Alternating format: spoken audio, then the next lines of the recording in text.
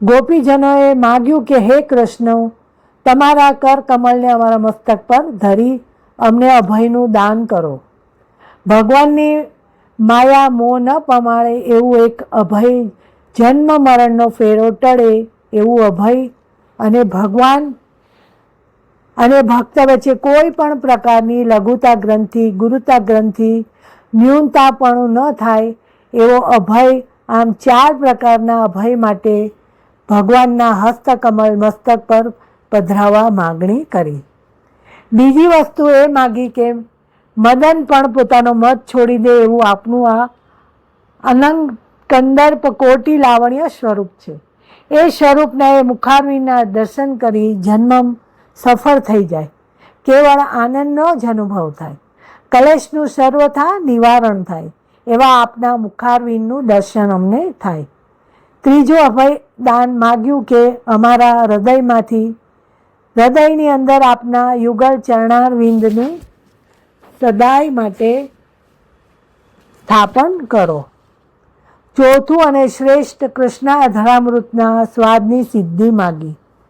4 રૂપ દ્વારા આનંદની પ્રાપ્તિ અને અધરામૃતના પાન દ્વારા પરમાનંદની પ્રાપ્તિ એ ગોપી ભાવની પ્રાપ્તિ. 4 વસ્તુ દુર્લભમાં દુર્લભ માગી ત્યારે ઠાકોરજી કહે છે કે આ 4 વસ્તુ જગતમાં મેં કોઈને આપી નથી.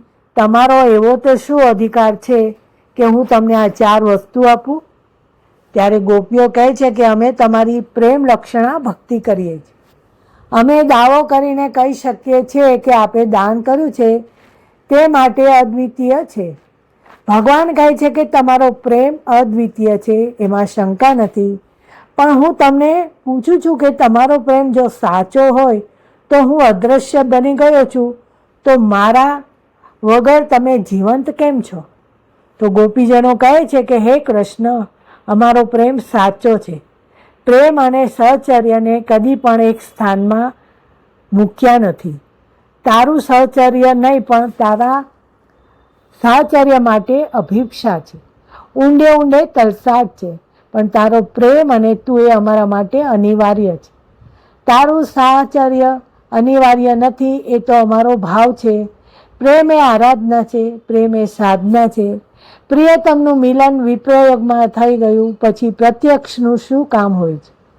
જ્યાં સુધી તમે અમારા હૃદયમાં હશો ત્યાં સુધી અમે મરવાના તો નથી જ. પ્રેમના ગુરુઓ પાસે આપણે આટલું જ માગી શકીએ કે અમને જન્મ આપો તો વ્રજમાં આપો, અમને વ્રજની લતાપતા બનાવો. હે ગોપીજનો, અમે આપના ચરણની રજ બનીએ અને આપના ચરણારવિંદમાં અમારું જીવન સમર્પણ કરીએ. ગોપી ભાવની ભાવના. ગોપીજન પુષ્ટિ માર્ગના ગુરુ ગણાય. ગોપી એ પ્રેમની ધજા કહેવાય. ગોપીજનમાં ગોપી પ્લસ જન શબ્દો છે.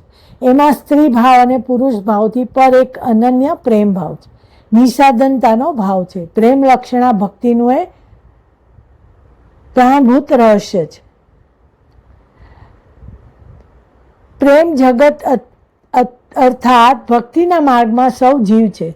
ત્યાં સ્ત્રી પુરુષનો ભેદ નથી. ભેદ તો આપણી દુનિયાવી આંખમાં છે. બાકી પુરુષ તો એકમાત્ર પ્રાણ શ્રેષ્ઠ પ્રભુ શ્રી કૃષ્ણ જ છે, બાકી સૌ સ્ત્રી જ છે. આપણો વ્યવહાર જગત પિયર છે, પ્રભુનું દિવ્યધામ સાસરું છે. પિયરનો સંબંધ સ્થૂળ છે, સાસરિયાનો સંબંધ સૂક્ષ્મ છે. શરીર સ્થૂળ છે, ભાવ સૂક્ષ્મ છે. સ્થૂળ શરીરમાં અહંતા મમતા એટલે દેહ ભાવ, પ્રભુમાં અહંતા મમતા એટલે દિવ્ય પ્રેમ ભાવ.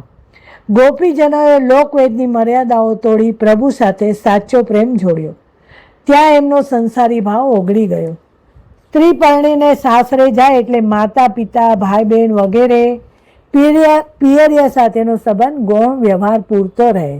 પતિ સાથેનો ભાવ સંબંધ જોડાય, તે જ મુખ્ય બની જાય. હવે પતિ એ જ સર્વસ્વ. જો એમ ન થાય તો એનું પતિ સાથે તાદાત્મ્ય ન સધાય, ભાવ શરીર પુષ્ટ ન થાય, એનું દાંપત્ય જીવન સિદ્ધ ન થાય. આ લૌકિક દ્રષ્ટાંત ભક્તિમાં સિદ્ધાંત રૂપે છે. ગોપી ગીતમાં કુલ્લે 19 કડીઓ છે, તો આપણે પ્રથમ 4 કડીનું રસપાન કરીએ. जयति तेऽधिकं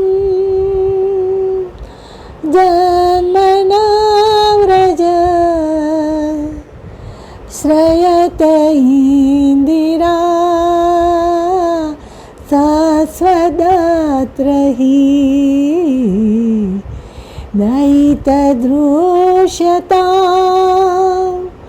दीक्षुतावका त्वयि धृतासव स्वां विचिन्वते रो रहे हैं हम तेरी याद में आ जाओ प्रभु जी न पाएंगे।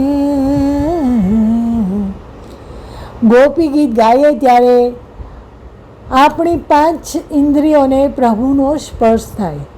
નેત્રોમાં કૃષ્ણ દેખાવા લાગે, કાનોમાં કૃષ્ણ સંભળાવા લાગે, નાસિકામાં કૃષ્ણની સુગંધ આવવા લાગે અને જીભ રસયુક્ત થઈ જાય અને ત્વચાને સ્પર્શનો પ્રભુના સ્પર્શનો અનુભવ થાય. તો સમજવાનું કે આપ નિત્ય સરળતાથી, સહજતાથી અને ભગવત કૃપાથી ગોપી ગીતનો પાઠ કરી રહ્યા છો. તો આ ગોપી ગીત બધા ગોપીજનોએ ખૂબ રુદન કરતાં કરતાં ગાયું છે. તો આપણે પણ ગોપીજનોને યાદ કરી અને એમની કૃપાથી આપણને પણ રંચક રસકણિકા આ પ્રભુની પ્રાપ્તિની મળે. તો હે ગોપીજનો, આપની અમારા ઉપર હંમેશા કૃપા વરસતી રહે. આજનો સત્સંગ શ્રી ઠાકોરજીના ચરણોમાં સમર્પિત. બોલો શ્રી વલ્લભાધીશ કી જય.